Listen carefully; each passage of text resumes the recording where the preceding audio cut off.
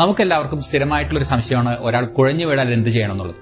നമ്മളെപ്പോഴും പലപ്പോഴും വാർത്തകളിൽ കേൾക്കാറുണ്ട്, ഒരു കുഴപ്പമുണ്ടായിരുന്നില്ല, ഓഫീസിലായിരുന്നു, പെട്ടെന്ന് കുഴഞ്ഞു വീണു, ആശുപത്രിയിൽ കൊണ്ടുപോകുന്നതിനിടയിൽ മരണം സംഭവിച്ചു, കളിക്കായിരുന്നു, അതിന്റെ ഇടയിൽ കുഴഞ്ഞു വീണു. നമ്മൾ സിനിമകളിലും ടിവികളിലും ഒക്കെ സ്ഥിരം കാണാറുണ്ട്, കുഴഞ്ഞു വീണ് കഴിഞ്ഞാൽ ചിലർ മുഖത്ത് വെള്ളം തടിക്കുന്നു, ചിലർ കൈയും കാലും ഒഴിയാൻ കൊടുക്കുന്നു, ചിലർ നെഞ്ഞത്തിട്ട് അടിക്കുന്നു. അപ്പോൾ എന്താണ് ഒരാൾ കുഴഞ്ഞു വീണാൽ ചെയ്യേണ്ടത്? അതാണ് നമ്മൾ ഈ വീഡിയോയിലൂടെ നോക്കാൻ ഉദ്ദേശിക്കുന്നത്. ഒരാൾ കുഴഞ്ഞു വീണാൽ അദ്ദേഹത്തിന് വേണ്ട പ്രാഥമിക ശുശ്രൂഷ നൽകുക എന്നുള്ളതായിരിക്കണം നമ്മുടെ മുൻഗണന.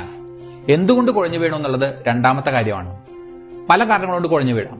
ഷുഗർ കുറഞ്ഞു പോയതുകൊണ്ട് കുഴഞ്ഞു വീഴാം, അപസ്മാരം കൊണ്ട് കുഴഞ്ഞു വീഴാം, സ്ട്രോക്ക് അല്ലെങ്കിൽ പക്ഷാഘാതം വന്ന് കുഴഞ്ഞു വീഴാം, ആന്തരികമായി രക്തസ്രാവം ഉണ്ടെങ്കിൽ കുഴഞ്ഞു വീഴാം. പക്ഷെ ഇതിലെല്ലാത്തിലും ഉപരി നമുക്ക് ജീവൻ അപകടം ഉണ്ടാകുന്ന അവസ്ഥ ഹാർട്ട് നിലച്ചുപോയി കുഴഞ്ഞു വീഴുന്നതാണ്.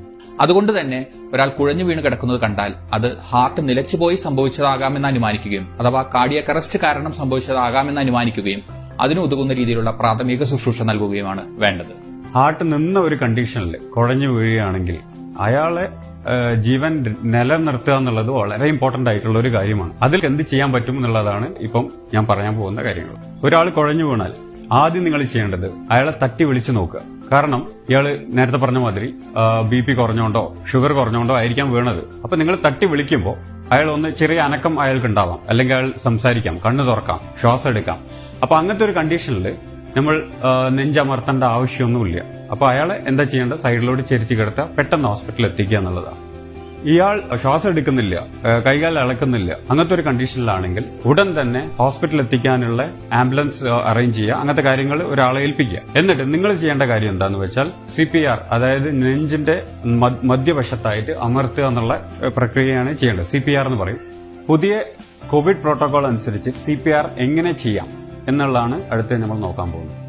എങ്ങനെയാണ് റെസ്പോൺസ് ചെക്ക് ചെയ്യേണ്ടതെന്ന് ഞാൻ ഇവിടെ കാണിച്ചു തരാം. ഒരാൾ വീണ് കിടക്കുകയാണെങ്കിൽ അയാളുടെ രണ്ട് ചുമലും ശക്തിയായി അടിച്ചുകൊണ്ട് അയാളെ എന്തെങ്കിലും സംസാരിക്കുക. ഒന്നുകിൽ നിങ്ങൾക്ക് പേര് വിളിക്കാം, അതല്ലെങ്കിൽ വേറെ എന്തെങ്കിലും സംസാരിക്കും. ഇതിനെ ടാപ്പ് ആൻഡ് ഷൗട്ട് എന്നാണ് പറയുക. ഇതെങ്ങനെയാണ് ചെയ്യുന്നത് ഞാൻ കാണിച്ചു തരാം.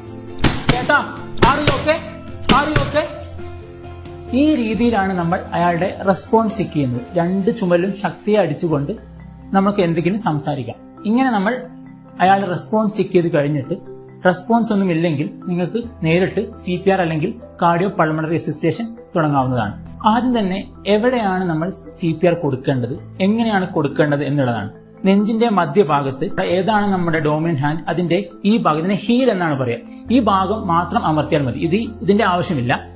ഈ ഡോമിനന്റ് ഹാൻഡ് ഇങ്ങനെ അമർത്തി വെച്ച ശേഷം നമ്മുടെ നോൺ ഡോമിനന്റ് ഹാൻഡ് വെച്ച് വിരലുകൾ ഇതേപോലെ ലോക്ക് ചെയ്ത് വെക്കുക. എവിടെയും ഒരു ജോയിന് ഒരു ബ്രേക്ക് ഉണ്ടാവാൻ പാടില്ല.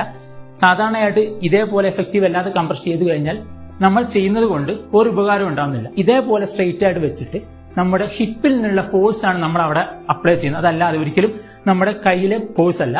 നമ്മൾ ഇതേപോലെ സ്ട്രെയിറ്റ് ആയിട്ട് വെച്ചിട്ട് നമ്മുടെ ഹിപ്പിൽ നിന്നുള്ള ഫോഴ്സ് ഡയറക്ട്ലി അതിലോട്ട് അപ്ലൈ ചെയ്യാണ്. ഉദാഹരണത്തിന് 1 2 3 4 5 6 7 8 9 10. നമ്മൾ കാർഡിയാക് മസാജ് അല്ലെങ്കിൽ CPR ചെയ്യുമ്പോൾ എന്താണ് ഉദ്ദേശിക്കുന്നത്, എന്താണ് അതുവഴി നമ്മൾ നേടുന്നത്, നമ്മുടെ ലക്ഷ്യം എന്താണ്? ഹാർട്ട് നിലച്ചു പോയിരിക്കുന്നു, നമ്മൾ പുറമേ നിന്ന് ഹാർട്ടിനെ മസാജ് ചെയ്തുകൊണ്ടിരിക്കുന്നു അല്ലെങ്കിൽ കംപ്രസ് ചെയ്തുകൊണ്ടിരിക്കുന്നു. അതുവഴി കൃത്രിമമായിട്ട് ഹാർട്ടിനെ അടുപ്പിച്ചുകൊണ്ടിരിക്കുകയാണ്. ഹാർട്ടിലേക്ക് നിന്നുള്ള ബ്ലഡ് തലയിലേക്ക് പമ്പ് ചെയ്യപ്പെടുകയും തലയുടെ കോശങ്ങൾക്ക് പ്രവർത്തിക്കാനായിട്ടുള്ള ഓക്സിജനും മറ്റു ഗ്ലൂക്കോസും മറ്റും തുടർച്ചയായി ലഭിച്ചുകൊണ്ടിരിക്കുകയും ചെയ്യും. ഇത് അദ്ദേഹത്തിന്റെ തലച്ചോറിന്റെ പ്രവർത്തനം നിലനിർത്താൻ വളരെയധികം ഗുണം ചെയ്യും. നമ്മൾ എപ്പോഴും കാണുന്നത് വെച്ചാൽ ഹാർട്ട് നിലച്ചുപോയി കാഷ്വാലിറ്റിയിലും അത്യാഹിതത്തിലും വരുന്ന രോഗികളുടെ എല്ലാം ഹാർട്ട് നമുക്ക് പുനരുജ്ജീവിപ്പിക്കാൻ പറ്റും. പക്ഷെ തലയിലേക്കുള്ള കോശങ്ങളാണ് പലപ്പോഴും നശിച്ചിട്ട് നമുക്ക് അബോധാവസ്ഥയിൽ രോഗി തുടർന്ന് കോമ സ്റ്റേജിൽ വരുന്നത്.